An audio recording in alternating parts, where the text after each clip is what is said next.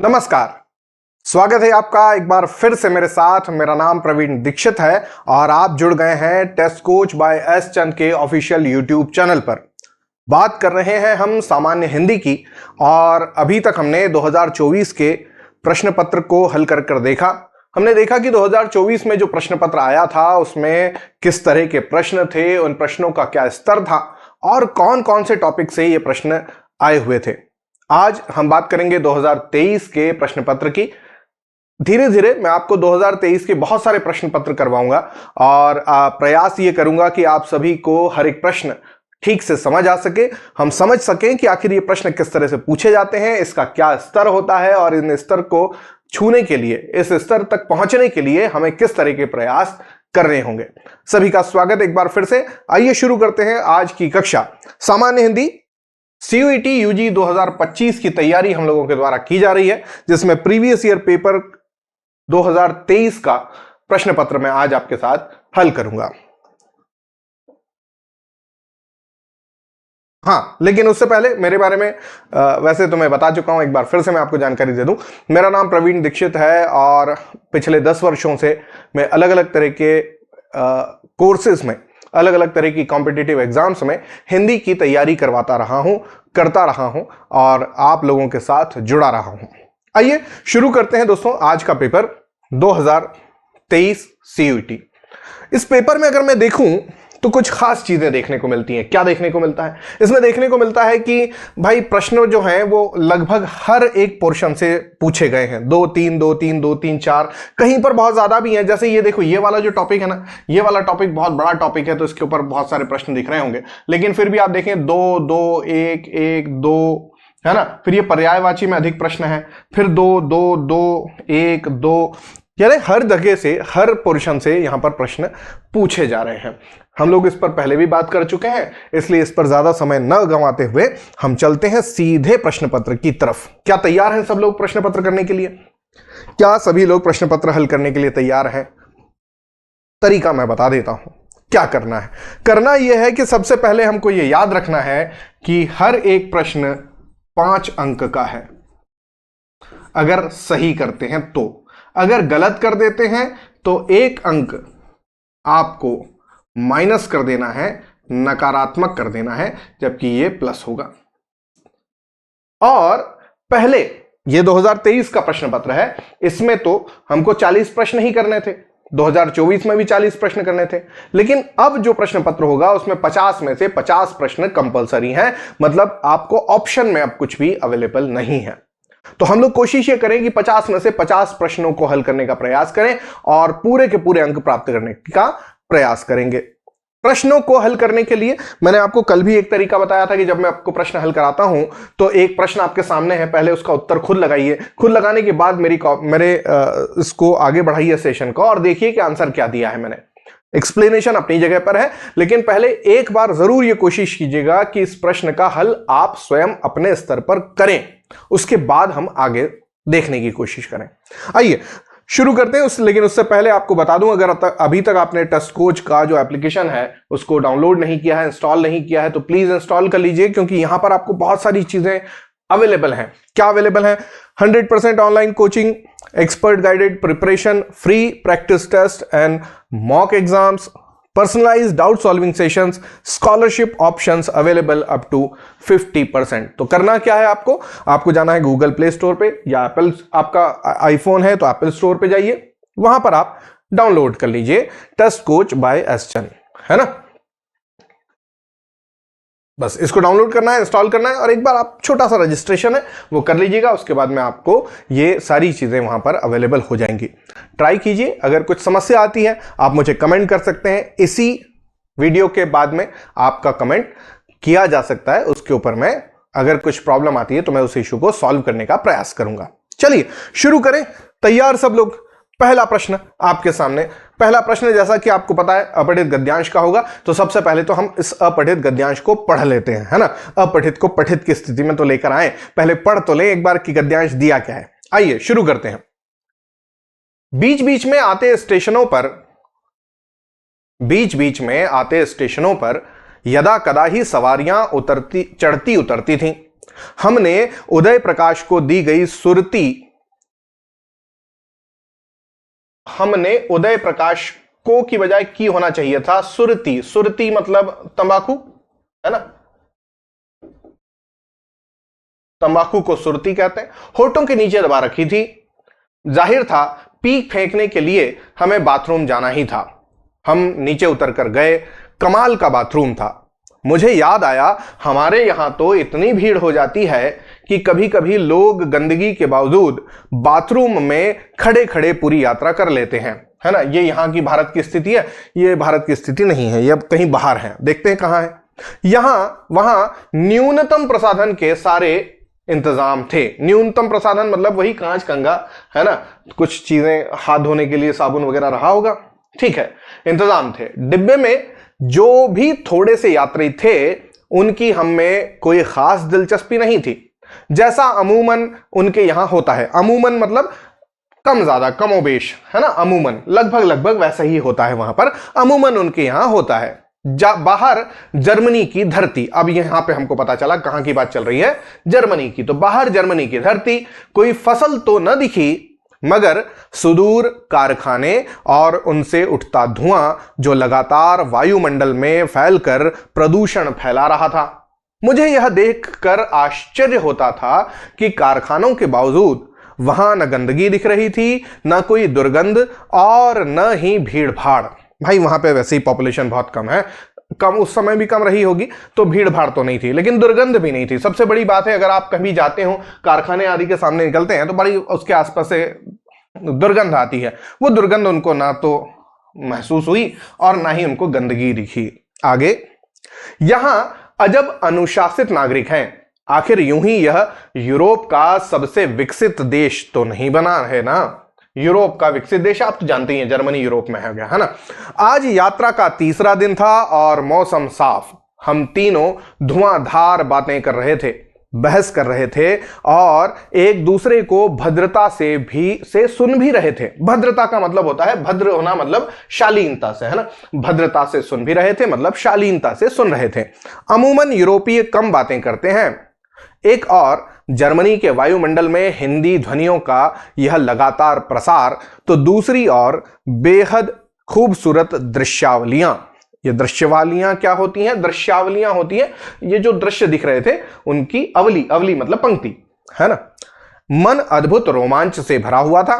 कभी कभी यकीन ही नहीं होता था कि हम सचमुच यूरोप रेल के सफर में थे, लेकिन यह वाकई सच था। अब ये लग ऐसा रहा है जैसे कोई संस्मरण है ना, संस्मरण की तरह महसूस हो रहा है। यूरोप यात्रा है ये, यूरोप यात्रा में ये जर्मनी के आसपास है और एक स्टेशन, एक ट्रेन में बैठे हुए हैं। यहाँ ट्रेन में इन्होंने सुरती खा ली है, सुरती की इन्होंने दी है उदय प्रकाश जी ने। उदय प्रकाश जी भी अपने आप में एक बड़े अच्छे राइटर रहे हैं, है ना, लेखक रहे हैं। तो उन्होंने सुरती दे दी है, सुरती उन्होंने होठों के नीचे दबा रखी है और वो पीक फेंकने के लिए कहां गए? बाथरूम। तो बाथरूम में इन्होंने क्या देखा कि वहां पे न्यूनतम प्रसाधन का सामान रखा हुआ है। साथ ही साथ इन्होंने बोला कि भाई यूरोप है, जर्मनी है, तो खेत वगैरह तो मिलेंगे नहीं, कारखाने मिलेंगे, पर कारखानों के बावजूद वहां पर गंदगी ना दिखी, ना ही उनको दुर्गंध दिखी, है ना। बहुत ही अनुशासित नागरिक यहां पर रहते हैं, ऐसा इन्होंने बोलने का प्रयास किया। साथ ही साथ ये कह रहे हैं कि अमूमन यूरोपीय कम बातें करते हैं। ये देखा है वेस्ट साइड अगर आप जाएं, है ना, विदेश में आप जाएं तो ये लोग आपस में बातचीत कम करते हैं। हमारे यहाँ क्या होता है, हम लोग ट्रेन में बैठते हैं और भैया कहाँ जा रहे हो, पहला हमारा वाक्य यहीं से शुरू होता है। हम आजू बाजू में बातचीत कर लेते हैं। हमारा सफर शुरू होता है तब तक हम लोग अनजान होते हैं। जब हम लोग उतर रहे होते हैं तो ऐसे मिलके बिछड़ते हैं जैसे हम तो बरसों से उनको जानते थे। तो ये हमारे भारत का एक कल्चर है, लेकिन यहां पर ऐसा नहीं होता। तो अमूमन ये लोग बातचीत कम करते हैं, ना, ये यहां पर लिखा हुआ है।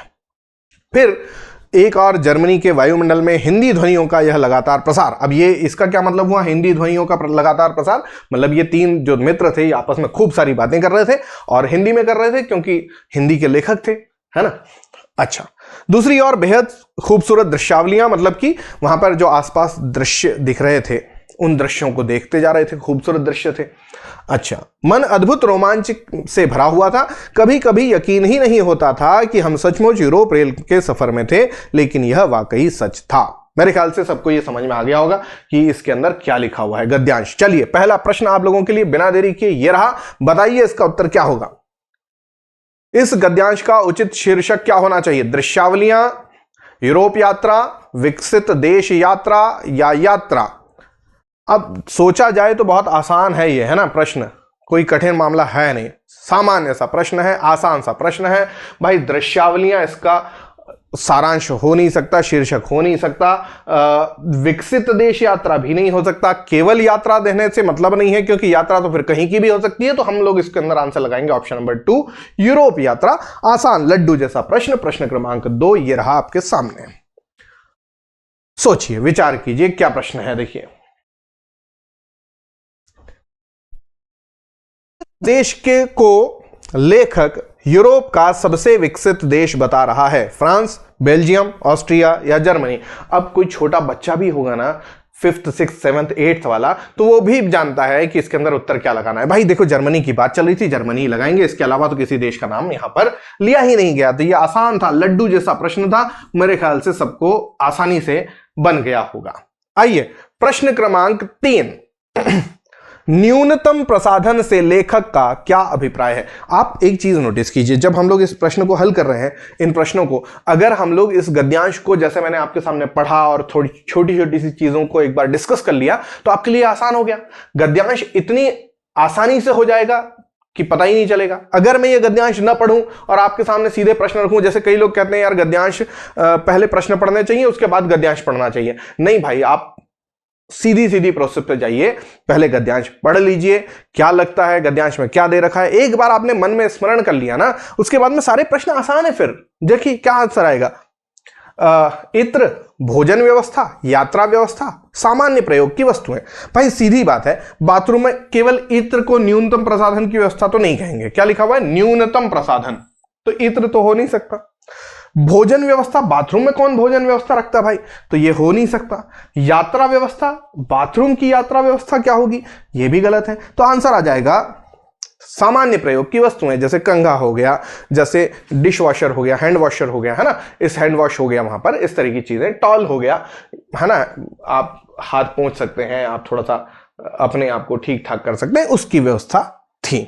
चलिए प्रश्न क्रमांक अगला, जर्मनी के वायुमंडल में हिंदी की ध्वनियों का प्रसार क्यों हो रहा था? अभी अभी मैंने बताया इसका उत्तर।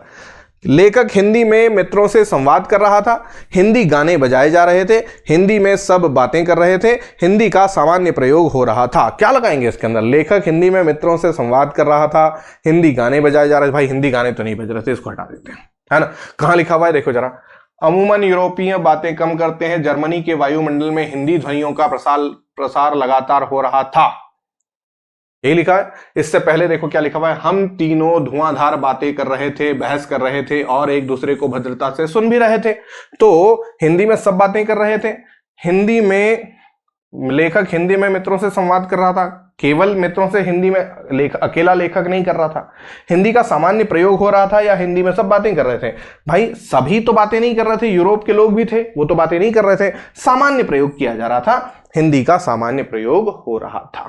ठीक है, अगला प्रश्न, आसान लड्डू जैसा प्रश्न। अब इसका इस गद्यांश से कोई कनेक्शन नहीं है, सीधे सीधे प्रश्न है, कहां का? खूबसूरत शब्द का पर्यायवाची बताइए। पर्यायवाची से प्रश्न आ गया भाई, सादा, सरल, सुंदर या सौम्य। देखो सादा का मतलब होता है साधारण हो जाता है, सरल का मतलब होता है यह भी साधारण के अंतर्गत ही आ जाएगा, सौम्य का मतलब होता है मुलायम।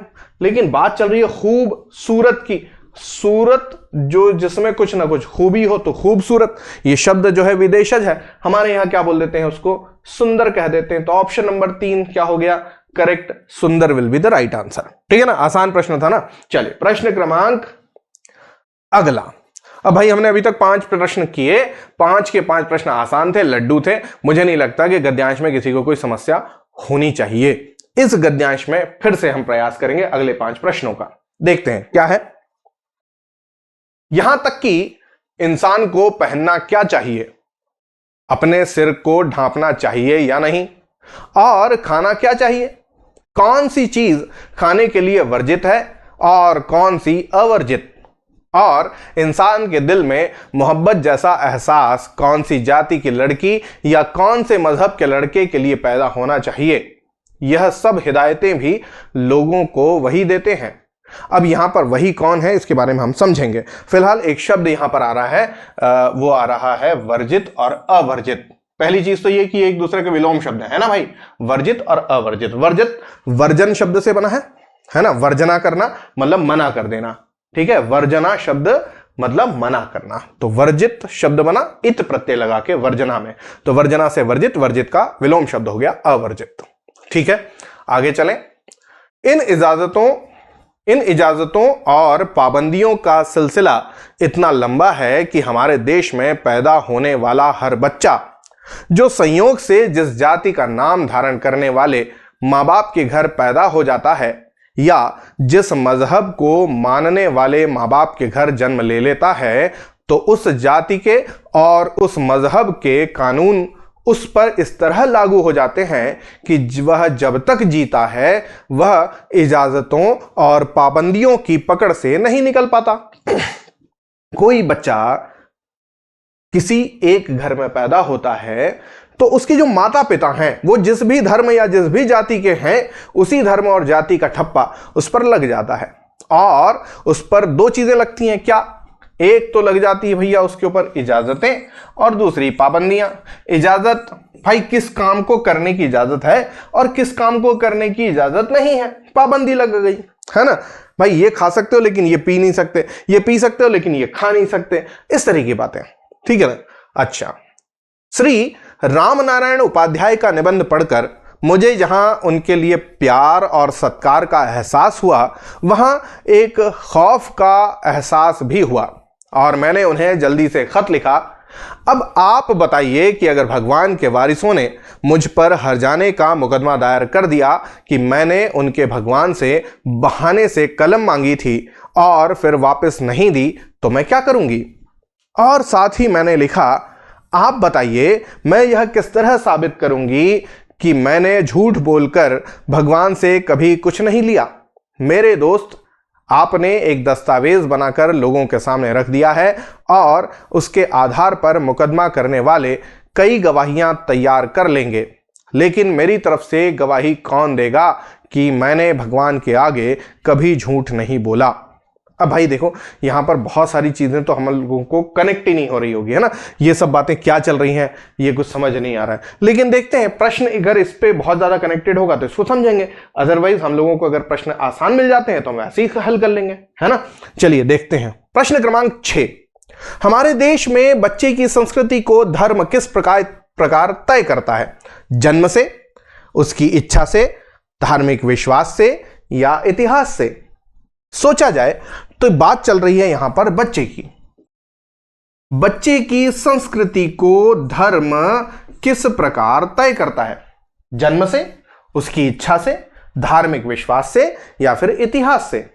देखो ना, आप यहां जाओ भाई, उसकी इच्छा से तो पॉसिबल ही नहीं है ना।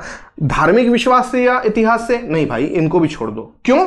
जन्म से ही, जैसे ही वह जन्म लेता है उसकी धर्म और संस्कृति पहले से तय हो जाती है उसके माता पिता के कारण। तो जिस परिवार में जन्म लेगा उसी जन्म लेते ही उसका धर्म और जाति जो है वो तय हो जाती है, तो जन्म से सामान्य था। अच्छा, अगला प्रश्न, मजहब का समानार्थक शब्द कौन सा है? बढ़िया प्रश्न है, कंफ्यूज करने वाला प्रश्न है, कई लोग इसके अंदर गलत करके आए होंगे, मुझे पूरा विश्वास है। कुछ लोगों ने इसमें लगा दिया होगा पंथ, किसी ने लगा दिया होगा रास्ता तो नहीं, हाँ संप्रदाय, किसी ने लगा दिया होगा धर्म। तीनों लगते ऐसे हैं जैसे सही हैं, क्या लगाएं? देखो इसको समझने वाली बात है। धर्म और संप्रदाय में अंतर क्या है? धर्म जो है ना वो है, इसको ऐसे समझाया जाता है, धर्म शब्द जो है वो धरती शब्द बना है ना, ध्री धातु से बना है। ध्री मतलब धारण करना, ठीक है। तो धर्म शब्द जो है वो ध्री धातु से बना है। धर्म का मतलब होता है धारण करने योग्य। तो जो धर्म वह है जो धारण कर लिया जाए, ठीक। तो यहां पर धर्म की बात नहीं है। मजहब मतलब क्या होता है? किसी व्यक्ति विशेष के द्वारा चलाया जाने वाला ऐसा रास्ता, ऐसा एक विचार जिसको उसके अनुयायी फॉलो करें, वो मजहब है या संप्रदाय है। तो यहां पर जो सही उत्तर बनेगा वो बनेगा ऑप्शन नंबर सी, संप्रदाय। ठीक है। जैसे हमारे यहाँ पर भी कई कई कई संप्रदाय हैं, कई पंथ हैं, तो ये संप्रदाय है। जैसे हम रामानुज संप्रदाय है ना, कबीर संप्रदाय है ना, सखी संप्रदाय है, सिख संप्रदाय है, मुस्लिम संप्रदाय है, ये सब संप्रदायों के अंतर्गत आते हैं। ठीक है, तो शब्द जो है वो संप्रदाय होगा। ये एज पर डिक्शनरी बात कर रहा हूं, है ना, मेरा व्यक्तिगत विचार नहीं है, डिक्शनरी के अनुसार बता रहा हूं। चलिए आगे चलते हैं। अगला प्रश्न, मनुष्य पाबंदियों से क्यों नहीं निकल पाता? अब देखो प्रश्न अभी तक जो 3 छोटे छोटे पैराग्राफ दिख रहे थे हमको, ये एक ये वाला, एक ये वाला, एक ये वाला और एक ये वाला, इसमें से जो शुरुआत वाले 2 जो पैराग्राफ हैं इन्हीं पर पूरा फोकस है ना, सारे के सारे प्रश्न यहीं से बन रहे हैं। मनुष्य पाबंदियों से क्यों नहीं निकल पाता? अनुशासन के कारण, जाति और मजहब के कानून लागू होने से, स्वेच्छा से, या फिर स्वतंत्रता के कारण। भाई देखो, पाबंदियों से नहीं निकल पाता स्वतंत्रता के कारण, यह तो संभव नहीं है ना, अनुशासन के कारण नहीं, स्वेच्छा से नहीं, बल्कि जाति और मजहब के कानून लगे होने से वह नहीं निकल पाता। देखो बात को समझना, पाबंदियां लगी हैं तो पाबंदियां क्यों लगी हैं? वो धार्मिक पाबंदियां हैं। अब जब धार्मिक पाबंदियां हैं, जब आपके ऊपर धर्म और जाति की पाबंदियां लग गई हैं तो वो जन्म से लग गई हैं। और जब एक छोटा सा बच्चा अपने जीवन काल में, जब शुरुआती दौर में जब वो सीख रहा होता है, तभी उसको ये पाबंदियां और इजाजतें एहसास करा दी जाती हैं, उसके दिमाग में डाल दी जाती हैं, तो वो फिर अपने जीवन भर उसी अनुसार चलता है। तो ये सारा जो दारोमदार है वो किस पर जा रहा है? जाति और मजहब के कानून लगे होने पर जाता है। ठीक है ना, तो सही उत्तर क्या बन जाएगा? Option number B. चलिए साहब, प्रश्न अगला, सोचिए, विचार कीजिए, उत्तर लगाइए, क्या हो सकता है? उपरोक्त गद्यांश का उचित शीर्षक क्या हो सकेगा? मजहब और मनुष्य, मजहब, मनुष्य, इनमें से कोई नहीं। स्वाभाविक बात है, सिर्फ मजहब लगा लेने से काम चलेगा नहीं, तो एक काम करते हैं, मजहब एवं मनुष्य लगा देते हैं, है ना। सिर्फ मजहब से काम चलेगा नहीं, क्योंकि यहाँ पर मैं उपाध्याय जी का इन्होंने पढ़ा, मुझे, है ना, फिर मैंने, ये मैं, तो ये खुद की बात भी चल रही है और मजहब की बात भी चल रही है, दोनों की बात चल रही है, तो फिर हम क्या करें? मजहब और मनुष्य ज्यादा सटीक लगता है। चलिए अगला प्रश्न है और आसान प्रश्न है, गवाही शब्द का पर्यायवाची बताइए। देखो गवाही शब्द आया है यहां पर, है ना, यहां कहीं गवाही शब्द आया, लेकिन ये देखो, ये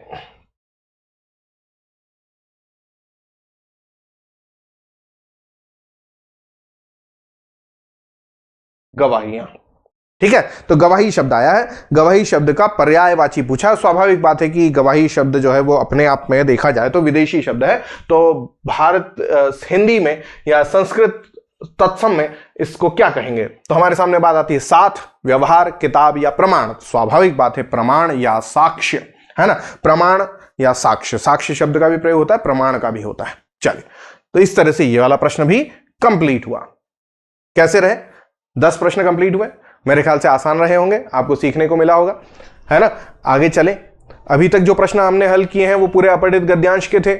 मुझे आपको ये कमेंट करके बताना भी है कि आपने कितने सही किए, है ना, ताकि हम लोग इसको आगे कंटिन्यू कर सकें। चलिए अगला प्रश्न आपके सामने। हाँ, उससे पहले आपको एक बार फिर बता दूं, जो लोग लेट ज्वाइन किए हैं या बाद में ज्वाइन किए हैं, जिनको नहीं पता है, भाई डाउनलोड कर सकते हैं आप टेस्ट कोच ऐप। ये ऐप जो है आपको free CUET exams, mock test आपको अवेलेबल करा रही है, साथ ही बहुत सारी सुविधाएं आपको यहाँ पर उपलब्ध हैं। इसके लिए आपको गूगल प्ले स्टोर पर या एप्पल प्ले स्टोर पर आपको ये मिल जाएगी। आप इसको डाउनलोड कर लीजिए आपको, और इंस्टॉल करने के बाद में इसके अंदर छोटा सा रजिस्ट्रेशन है, उसके बाद में आपको यहां पर सारी चीजें अवेलेबल हो जाएंगी। टेस्ट लगाकर देखिए कैसे होती है, समझ आएगा आपको। चलिए अगला प्रश्न, 2 गद्यांश 1 पद्यांश, और पद्यांश बड़ा अच्छा है, पद्यांश पहले सुन ले, सुनने के बाद फिर हम आगे बढ़ेंगे। ठीक है, चलो पद्यांश को सुनते हैं। बतरस लालच लाल की मुरली धरी लुकाए, सौह करे भो हनी हसे, देन कहे नटी जाए। नासा मोरी नचाई दृग, करी कका की सौह, कांटे सी कसके हिये, गड़ी कटीली भौह। ललन चलन सुनी पलन में, असुआ झलके आई, भई लखाई न सखनहूं, झूठे ही जमुहाई।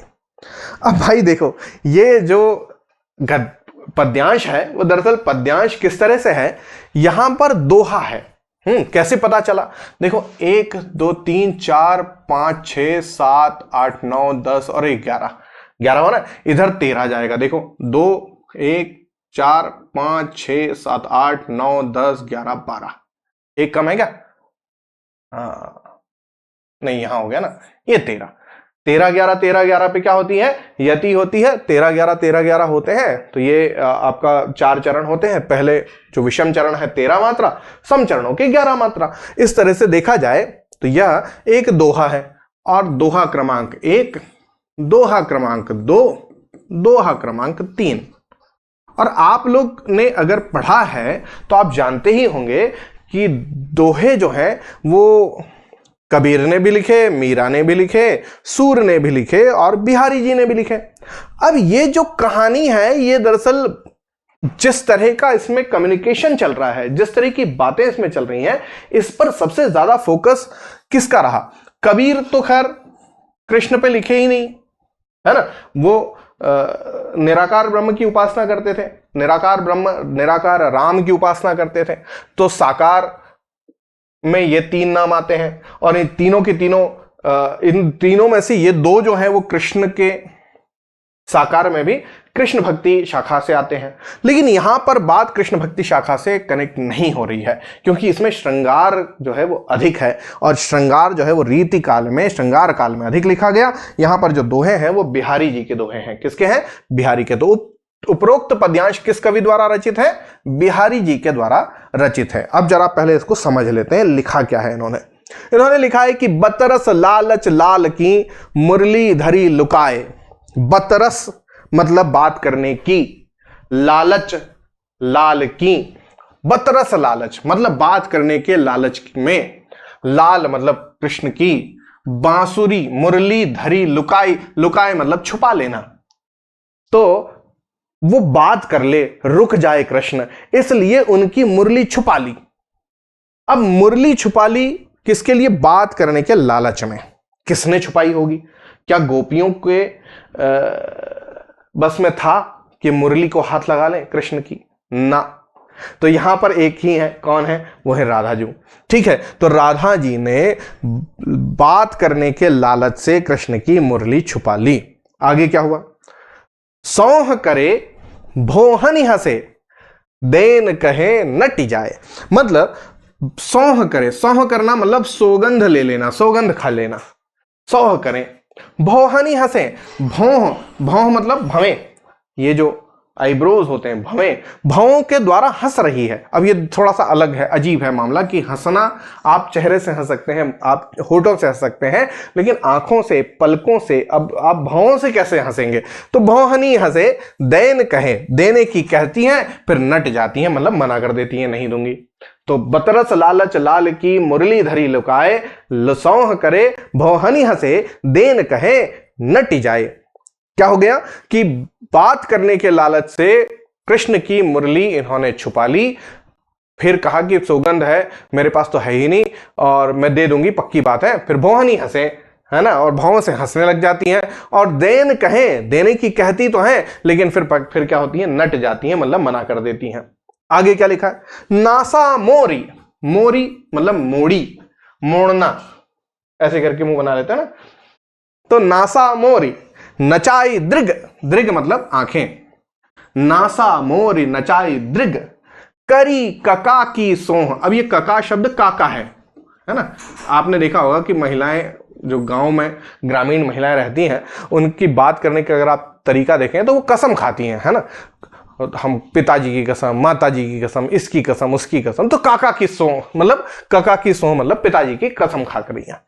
तो नासा मोरी, नाक मोड़ी, मोड़ी, नचाई दृग, आंखों को नचाकर काका की सौं खा रही हैं, सौगंध खा रही हैं। कांटे सी कसके हिये, हिये, हिये शब्द क्या है? हिये, हिये शब्द जो है, हिये शब्द हिय से बना है। हिय, हिय शब्द बना है हृदय से। किससे बना है? हृदय से। हृदय को हिय तद्भव है, और हिय से बन गया हिये। ये आपका ब्रज के कारण हिय हो गया। तो कांटे सी कसके, कसकना, हृदय के अंदर कसक उठती है कांटे जैसी। किसकी वजह से? गड़ी कटीली भौं। जो आंखें हैं, जो भवें हैं, वो इतनी कटीली हैं, ये जो अलकें हैं वो इतनी कटीली हैं, जो पलकें हैं वो इतनी कटीली हैं कि वो कांटे जैसी हृदय में कसक जाती हैं। ठीक है, श्रृंगार है ना, नायिका का नायिका के चेहरे का, उनके भाव भंगिमा का यहां पर वर्णन हो रहा है। आगे क्या कह रहे हैं? आगे कह रहे हैं ललन चलन सुनि पलन में। ललन चलन, लाला के चलने की सुनकर, पलन में मतलब पल भर में आंसुआ झलके आई, आंखों में आंसू झलक गए। जब उन्होंने छुपा ली मुरली और कहा कि मेरे पास तो है ही नहीं, फिर कहा अच्छा मैं दे दूंगी, लेकिन फिर बाद में बोलने अभी नहीं दूंगी, थोड़ी देर से दूंगी। तो यहां पर खींचतान हो रही है।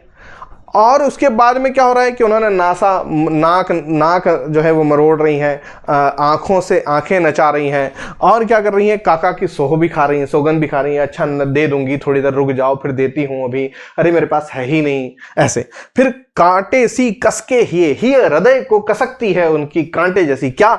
गड़ी कटीली भौं। जो उनकी भवें हैं वो इतनी कटीली हैं कि वो कसकती हैं हृदय में। ललन चलन सुनि पुलन में, मतलब ललन चलन, लाला ने, अब जब बहुत देर हो गई तो लाला ने बोला अब देखो तुम मुरली नहीं दे रहे, रख लो तुम्हारे पास, मैं जा रहा हूं। तो मैं जा रहा हूं, मैं ललन चलन सुनि पलन में आंसुआ झलके आई, आंखों में आंसू झलक गए, एकदम जलजला आ गया। और भई लखाई न सकने हूं। अब हुआ क्या है कि आंखों में आंसू झलक तो गए हैं, लेकिन सखियां इसको देख ना ले। लखना मतलब देखना, तो देख ना ले कौन? सखियां। तो क्या कर रही हैं? झूठे ही जमुहाई। ऐसा होता है ना कई बार हम लोग ऐसे, तो आंखों में झलकियां आ जाती हैं। तो जब आंखों में झलकियां आ गई लाला के जाने की खबर सुन के, तो उन्होंने झूठे ही एक जमुहाई ले ली, ताकि लोगों को यह लगे कि जमुहाई आने की वजह से उनकी आंखों में पानी हो गया है, उनकी आंखों में रुआंसा आ गया है। कितना जबरदस्त है ना। लिखा किसने है? बिहारी जी ने लिखा है। बिहारी जी ने कौन सी पद रचना लिखी है? याद करिए, रचनाकार और रचनाओं को याद करना है तो रचना है, रचना में कौन सी है? बिहारी सतसई। और बिहारी सतसई के बारे में क्या कहते हैं कि सतसैया के दोहरे ज्यों नाविक के तीर, देखन में छोटे लगे घाव करें गंभीर। ठीक है, आइए आगे चलते हैं। नेक्स्ट इसका प्रश्न क्या है? उपरोक्त पद्यांश में मुरली कौन छुपा रहा है? बिहारी छुपा रहे हैं, मीरा, कृष्ण या राधा? इसमें कोई डाउट है क्या? नहीं है, राधा ने मुरली छुपाई थी। बिहारी तो कवि हैं, मीरा उस समय थी नहीं, कृष्ण हो नहीं सकते, उनकी मुरली है, वो कैसे छुपा लेंगे? तो राधा है। अगला प्रश्न, उपरोक्त पद्यांश में किस लालच में मुरली छुपाई जा रही है? लाल का लालच है, बात करने का लालच है, मुरली बेचने का लालच है, या आंख चुराने का लालच है? आसान हो गया, बात करने का। मैंने बताया था ना, बतरस बात करने के लालच में। ठीक है, तो बात करने का लालच था। चलिए जी, अगला प्रश्न आपके सामने। उपरोक्त पद्यांश में किस रस की सृष्टि हो रही है? वीर रस, करुण रस, श्रृंगार रस या वात्सल्य रस? देखिए, रस जिन्होंने अच्छे से पढ़ा है उनको इसके बेसिक्स पता होने चाहिए। अगर आप छोटी छोटी सी गलती करेंगे तो ये ले डूबेगा, है ना। कुछ लोग आंसू की बात चल रही है तो करुण रस लगा देंगे, है ना, लाल बोल दिया, ललन बोल दिया, तो ऐसा नहीं कि वात्सल्य लगा दिया, ये सब गलत हो जाएगा भाई, है ना। तो वीर रस तो हो नहीं सकता जब वीरता की बात हो, जब उत्साह की बात हो, है ना, आत्म बलिदान के लिए लोग अपने पथ पर चल दे, बढ़ते चले, तब हम वीर रस की बात करेंगे, तो वीर रस तो नहीं है। करुण रस जब दुख की बात हो, बिछोह की बात हो, बिछड़ने की बात हो, सदैव के लिए, है ना, मृत्यु की बात हो, शोक हो, दुख हो, तो करुण रस हो जाएगा, ये भी नहीं हो सकता। वात्सल्य, वात्सल्य बालक के लिए, छोटे बालक के लिए होता है ना, बालपन की क्रीड़ाओं पर बाल रस, बाल क्रीड़ाओं पर जब बात होती है तो वात्सल्य रस होता है। यहां पर सीधा सीधा सा श्रृंगार रस है। देखा जाए तो ये श्रृंगार गलत लिखा हुआ है। श्रृंगार लिखने के लिए याद है ना आपको, ये याद रखना, ये सिर्फ इतना लगेगा, इतना और ये यहां से ऐसा, बस ये श्रृंगार रस है। श्रृंगार ऐसे लिखा जाता है, श्री ऐसे लिखा जाता है, पर क्योंकि वो फॉन्ट की समस्या है तो इस फॉन्ट में इस तरह से उन्होंने लिख दिया। कर कोई दिक्कत नहीं है। अगर आप लोगों के सामने प्रश्न आ जाए वर्तनी शुद्धि का तो ये वाला श्रृंगार सही है, ये वाला श्रृंगार गलत है। ठीक, चलिए अगले प्रश्न पे चलते हैं। नेक्स्ट क्वेश्चन ये रहा आपके सामने। उपरोक्त पद्यांश में कौन आंखें नचा रहा है? कृष्ण, गोपियां, उद्धव या राधा? अब इसको बताने की आवश्यकता नहीं क्योंकि मैंने आपको एक्सप्लेन कर दिया इस पूरे पद्यांश को। जिसको पद्यांश समझ में आ गया वो गलती नहीं करेगा, जिसको नहीं समझ में आया वो लगा देगा गोपियां। कृष्ण नहीं कर रहे हैं, गोपियां नहीं कर रही हैं, उद्धव की तो बात ही नहीं है, उद्धव तो बिल्कुल ही अलग बैठे हैं अभी, तो बात आ जाएगी राधा की। सही उत्तर ऑप्शन नंबर 4। अगला प्रश्न ये रहा आपके सामने। अब जितने भी पद्यांश गद्यांश के प्रश्न थे पूरे हुए, है ना, करीबन 15 प्रश्न थे, 15-16 प्रश्न कंप्लीट हो गए। अब हम आगे बढ़ रहे हैं। अगला प्रश्न आपके सामने है, समास के कुल भेद कितने हैं बताइए। 2, 5, 6 या 3? देखो, समास पे प्रश्न जब भी आए कि समास के कुल भेद कितने हैं तो मैं अक्सर बताता हूं कि भाई अगर सामान्य रूप से पूछा जाए तो 6 हैं। ठीक, कौन कौन से हैं नाम लिख लेते हैं। सबसे पहला कौन सा? अव्ययी भाव समास, है ना, अव्ययी भाव। दूसरा कौन सा हो जाएगा आपका? द्वंद्व समास। तीसरा कौन सा हो जाएगा? बहुव्रीहि समास। चौथा कौन सा हो जाएगा? तत्पुरुष समास। पांचवा कौन सा हो जाएगा? द्विगु समास। और छठा कौन सा हो जाएगा? कर्म धारय समास। जिन्होंने समास को नहीं पढ़ रखा ध्यानपूर्वक सुने मेरी बात। अगर ऑप्शन में 6 अवेलेबल है तो हमको क्या लगाना है? 6 लगाना है। अगर ऑप्शन में 6 ना अवेलेबल हो तो क्या लगाएंगे? तब हम लगा के आएंगे 4। कितना लगा के आएंगे? 4। कौन से 4? ये 4। ठीक है, ये 2 क्यों हटे? कुछ व्याकरण तत्पुरुष का ही भेद मानते हैं, किसको? द्विगु और कर्मधारय को। तो इस स्थिति में हमारे पास में 4 समास रह जाते हैं, अव्ययी भाव, द्वंद्व, बहुव्रीहि और तत्पुरुष, और उसके अनुसार 4 सही उत्तर हो जाता है। लेकिन ये 4 उत्तर तब लगेगा जब आपके पास ऑप्शन में 6 अवेलेबल ना हो। तो हमको आंसर क्या लगाना है? 6 ही लगाना है। ठीक है, अब आपके मन में आएगा एक प्रश्न कि सर 4 भी हो और 6 भी हो तो हम क्या लगाएं? मैंने ये कहा कि अगर ऑप्शन में 6 अवेलेबल ना हो तो ही 4 लगाएंगे। अगर 6 अवेलेबल है तो 6 लगाएंगे, भले उसमें 4 हो या ना हो। 6 अगर है तो 6 लगाएंगे, 6 नहीं है तो 4 लगाएंगे। ठीक है, याद रहेगा? Getting my point? गुड। चल आगे चलते हैं। Next question.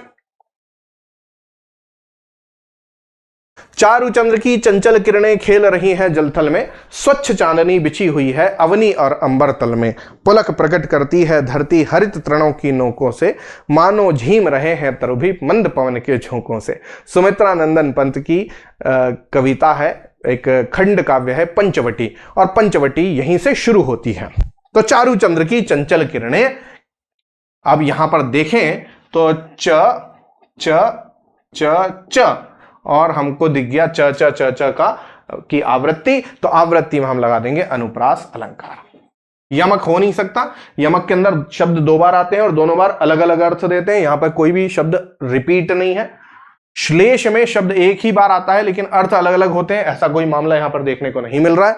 वक्रोक्ति के अंदर वक्ता कुछ कहता है, श्रोता उसका कोई दूसरा अर्थ निकाल लेता है, तो वक्रोक्ति अलंकार होता है। यह भी यहां पर देखने को नहीं मिल रहा है। देखा जाए तो ये चारों के चारों अलंकार शब्दालंकार हैं। कैसे अलंकार हैं ये बहुत बेसिक बेसिक चीजें हैं। ये मेरे साथ आप बात करते करते पढ़ते पढ़ते बहुत सारी चीजें सीख जाएंगे, है ना। तो ये चारों के चारों शब्दालंकार हैं, लेकिन यहां पर अनुप्रास हो रहा है। क्यों अनुप्रास हो रहा है? क्योंकि वर्ण की आवृत्ति एक से अधिक बार है, इसलिए इसको हम और अगर अंदर चले जाएं तो ये वृत्त्यानुप्रास हो जाएगा। वृत्त्यानुप्रास। अगर यह एक ही बार होता तो हम इसको 6 का अनुप्रास कह देते हैं। ठीक है, चलिए आगे चलते हैं। नेक्स्ट क्वेश्चन, अगला प्रश्न अलंकार का एक और प्रश्न है आपके सामने। देख रहे हो आप रस छंद अलंकार के कितने जबरदस्त प्रश्न आए हैं। जिसने अच्छे से तैयारी कर ली रस छंद अलंकार की उसके लिए तो खेल हो जाएगा। देखिए जरा प्रश्न क्या है। मोम सा तन घुल चुका, अब दीप सा मन जल चुका है। रूपक, उपमा, श्लेष या यमक। देखा जाए तो यमक में शब्द रिपीट होते हैं और अर्थ अलग अलग होता है, दिखाई नहीं दे रहा। श्लेष में शब्द एक ही बार होता है लेकिन अर्थ अलग अलग होते हैं, ऐसा भी कुछ दिखाई नहीं दे रहा। रूपक में या तो योजक चिन्ह लगा होता है या रूप शब्द लिखा होता है ना। इसके रूपी, जैसे हम बोलते हैं ना चरण कमल बंदौ हरि राई, तो चरण कमल के बीच में योजक चिन्ह लगा है, तो चरण को कमल रूप में मान लिया, तो वहां पर रूपक होगा, यहां पर रूपक नहीं है। तो बचा क्या? उपमा बचा। उपमा कैसे पता चलता है? उपमा अलंकार यहां पर सही उत्तर है। इसमें देखने को मिलता है सा, सम, सरिस, जैसा, ज्यों, है ना। तो यहां पर सा, सम, जैसा, वैसा, ज्यों, सरिस ऐसे शब्द देखने को मिलते हैं। यहां पर सा दिख रहा है हमको, कहां दिख रहा है? यहां दिख रहा है और यहां दिख रहा है। तो मोम सा तन, तन कैसा है? मोम के समान है। और दीप कैसा है? मन कैसा है? दीप के समान है। तो यहां पर तन और मन जो है वो क्या है? वो उपमेय है। वो कैसे हैं? तो वो मोम और दीप जैसे हैं, मतलब मोम और दीप जो है यहां पर उपमान है। और सा शब्द जो है वो वाचक शब्द है। अब यहां पर साधारण धर्म क्या है? तो जलना और घुलना ये साधारण धर्म के अंतर्गत आते हैं। चलिए आगे चलते हैं। इसके बारे में और कुछ प्रॉब्लम आए, कुछ भी इशू आता है, देखो मेरी बात को समझना, मेरी बात समझो। हर एक प्रश्न मैं आप लोगों के साथ हल कर रहा हूं। मैं थोड़ा सा डीप जाने का प्रयास कर रहा हूं, लेकिन क्योंकि अभी तक हम लोगों ने क्लासेस शुरू नहीं की हैं तो मैं इसलिए बहुत ज्यादा डीप नहीं जा रहा हूं, क्योंकि आपको कंफ्यूजन ना हो। लेकिन अगर आपको फिर भी कुछ कंफ्यूजन हो रहा है तो बिल्कुल आपके लिए कमेंट बॉक्स ओपन है। आप कमेंट कर सकते हैं, मुझे पूछ सकते हैं कि सर ये चीज समझ नहीं आई, वो बता दीजिए, इसको थोड़ा सा एक्सप्लेन कर दीजिए। मैं बिल्कुल एक्सप्लेन कर दूंगा आप लोगों को, ठीक है? या अगले सेशन में आके एक्सप्लेन कर दूंगा, उसको लेकर परेशान मत होना, ठीक है? आ जाओ अगला प्रश्न। वीर तुम बढ़े चलो, धीर तुम बढ़े चलो, सामने पहाड़ हो कि सिंह की दहाड़ हो, तुम कभी रुको नहीं, तुम कभी झुको नहीं, वीर रस, भयानक रस, अद्भुत रस, भक्ति रस, छोटा छोटा बच्चा भी बता देगा वीर रस है। आसान था प्रश्न, था लड्डू प्रश्न था, वीर रस का उदाहरण। अगला प्रश्न, शुद्ध विलोम शब्द का चयन कीजिए। शुद्ध विलोम शब्द का चयन करना है। क्या होगा भैया? मोटा, स्थूल, भ्रांत, निर्भ्रांत, यथार्थ, अथार्थ, प्रेम, घृणा, बंधन, मोक्ष। कौन सा सही है, कौन सा गलत है? देखा जाए मोटा, स्थूल एक ही कहानी है तो यह गलत हो गया। भ्रांत का निर्भ्रांत सही है, निर उपसर्ग लगा के हम लोग विपसर्ग उसको क्या बना दिए? विलोम शब्द बना लिए। तो निर्भ्रांत, भ्रांत, निर्भ्रांत सही है। यथार्थ का अथार्थ नहीं होगा। प्रेम का घृणा हो सकता है, बंधन का मोक्ष हो सकता है। ठीक, तो हमारे पास में कितने गलत हो गए? हमारे पास में 2 गलत हैं, ए और सी। हमको शुद्ध का चयन करना है, मतलब हमको आंसर क्या आ जाएगा? B D E. B D E कहीं दिख रहा है? बी डी ई सही उत्तर आ गया क्या? ये हो गया। अब आप पूछेंगे कि सर ये मोटा स्थूल का विलोम शब्द क्या होता है? तो स्थूल का विलोम शब्द कृश होता है, ठीक, या फिर सूक्ष्म भी हो सकता है, पर सूक्ष्म बाद में, पहले कृश, ठीक है? यही होगा। दूसरा यथार्थ, इसका विलोम शब्द क्या होता है? तो यथार्थ का हो जाएगा आदर्श, या फिर अयथा, है ना? ये आदर्श और यथार्थ, ये विलोम शब्द हो गया, ठीक है? चलिए, तो मेरे ख्याल से ये पूरा मामला क्लियर हुआ, विलोम शब्द वाला प्रश्न। चलिए अगला प्रश्न आपके सामने। मेरी आंखों के सामने था अथाह सागर और उसमें धीरे धीरे धीरे डूबता हुआ सूर्य। इस पंक्ति में रेखांकित शब्द का विलोम क्या होगा।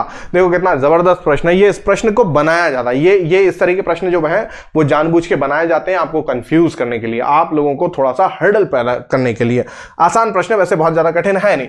पूछा यह गया है, उन्होंने एक लाइन दी, मेरी आंखों के सामने था अथाह जल, अथाह सागर। अथाह मतलब जिसकी कोई था ना हो, जिसका कोई तल पता ना चल सके, उसमें धीरे धीरे डूबता हुआ सूर्य। तो धीरे धीरे का इनको विलोम शब्द बताना है। क्या हो जाएगा? बार बार, जल्दी जल्दी, तेजी से, अचानक या अक्सर। देखो बार बार तो नहीं हो सकता, धीरे धीरे का बार बार हो सकता है? नहीं। धीरे धीरे का जल्दी जल्दी हो सकता है? हाँ हो सकता है। धीरे धीरे का तेजी से भी हो सकता है, विलोम शब्द हो रहा है ना, तेजी से हो सकता है। अचानक नहीं, अचानक नहीं। अक्सर नहीं, ये भी नहीं। तो हमको बी और सी यहां पर सही दिख रहे हैं। अब जरा देखें यहां पर, क्या बी और सी कहीं दिख रहे हैं? भाई ए तो नहीं होगा ना, बार बार तो नहीं होगा ना, कंफर्म है ना, तो ए तो होगा ही नहीं। तो ए तो ये कैंसिल हो गया, ये भी कैंसिल हो गया, ये भी कैंसिल हो गया। तो हमारे पास वैसे ही आंसर मिल गया, केवल बी। बात खत्म हो गई, हमको तेजी से पर भी जाने की आवश्यकता नहीं पड़ी। अगर यहां पर आप इस मामले में कंफ्यूज रहे, नहीं ये दोनों सही है, इन दोनों सही होने से काम नहीं चल रहा, हमारे इन चार ऑप्शन में से हमको कौन सा सही मिल रहा है, इस पर फोकस करना है। इसको एलिमिनेट करके देखो, ए नहीं है, बार बार नहीं हो सकता धीरे का विलोम शब्द, तो स्वाभाविक बात है ए यहां भी कटेगा, यहां भी कटेगा, यहां भी कटेगा, तो बचेगा हमारे पास ऑप्शन नंबर 4। सही उत्तर लग गया। बात समझे, समझ में आ रही है? चलिए अगले प्रश्न पे चलते हैं। आंसू का बहुवचन क्या होगा?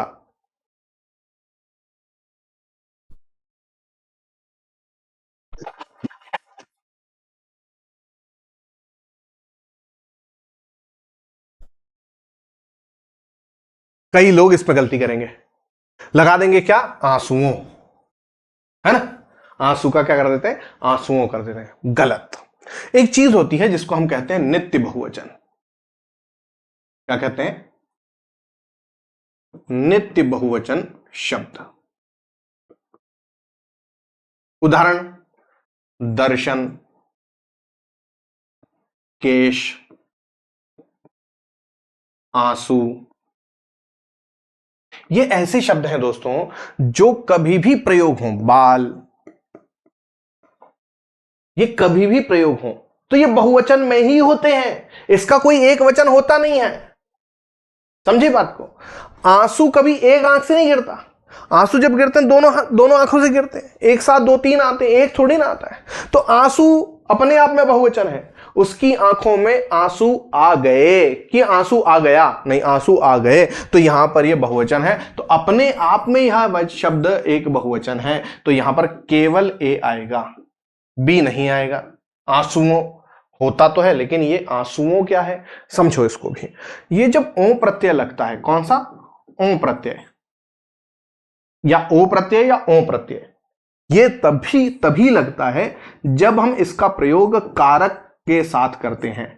जैसे आंसुओं से, आंसुओं ने, आंसुओं को, आंसुओं में, तो हमको एक कारक लगाना ही पड़ेगा। और इसी वजह से इसको कारक बहुवचन के नाम से जानते हैं। किसके नाम से जानते हैं? कारक बहुवचन के नाम से जानते हैं। इसको बहुवचन नहीं कहेंगे, कारक बहुवचन कहेंगे। तो इसलिए सही उत्तर जो होगा वो केवल ए होगा, डी ई हो नहीं सकता। बी के बिना तो आंसर आएगा नहीं, केवल बी है या फिर एबीसी है। अब आंसुएं नाम की कोई चीज होती है क्या? अब देखो एलिमिनेट करने का तरीका बता रहा हूं। अगर मान लो कि मैंने आपको जो बताया वो सब गलत बताया, समझना इस बात को। आपके सामने ये प्रश्न है और आपके सामने ये 4 ऑप्शन है। आप क्या कर रहे हैं? इसके अंदर आंसर ढूंढ रहे हैं। पहला ऑप्शन है केवल ए। क्या आंसू का बहुवचन आंसू है? आप मान लो कि आपको लग रहा है कंफ्यूजन है, ठीक। केवल बी, आंसुओं, क्या यह सही है? आंसुओं भी गलत सही हो सकता है। ए बी सी मतलब ये तीनों, क्या आंसुएं हो सकता है क्या? ये तो नहीं हो सकता, तो ये वाला तो वैसे ही कैंसिल हो गया, ठीक। डी आंसुओं से और इनमें से कोई नहीं, ये भी गलत है, क्योंकि आंसुओं से अगर हो रहा है तो फिर इनमें से कोई नहीं वाला गलत है, तो ये वाला भी कैंसिल हो गया। अब बचा हमारे पास ए और बी, ए और बी। अब जैसा कि मैंने आपको लॉजिक बताया, आंसुओं एक कारक बहुवचन है, जबकि आंसू नित्य बहुवचन शब्द है, तो नित्य बहुवचन शब्द में आंसू आता है, इसलिए केवल आंसर आएगा ऑप्शन नंबर ए। खत्म, ठीक है। चलिए अगला प्रश्न, निम्नलिखित में से एक वचन शब्द कौन सा है? बच्चे, लड़के, कपड़े या लड़का। अब छोटे से बच्चे से भी अगर आप पूछोगे तो वो आंसर बता देगा कि इसका उत्तर आएगा लड़का। जब आकारांत शब्द पुल्लिंग शब्द हो तो उसमें ए प्रत्यय लगा दिया जाता है, लड़के। कपड़ा से कपड़े, बच्चा से बच्चे, तो लड़का से लड़के हो गया, कपड़ा से कपड़े हो गया, बच्चा से बच्चे हो गया। तो ये तीनों बहुवचन है, ये शब्द एक वचन है। आंसर आ गया ऑप्शन नंबर 4।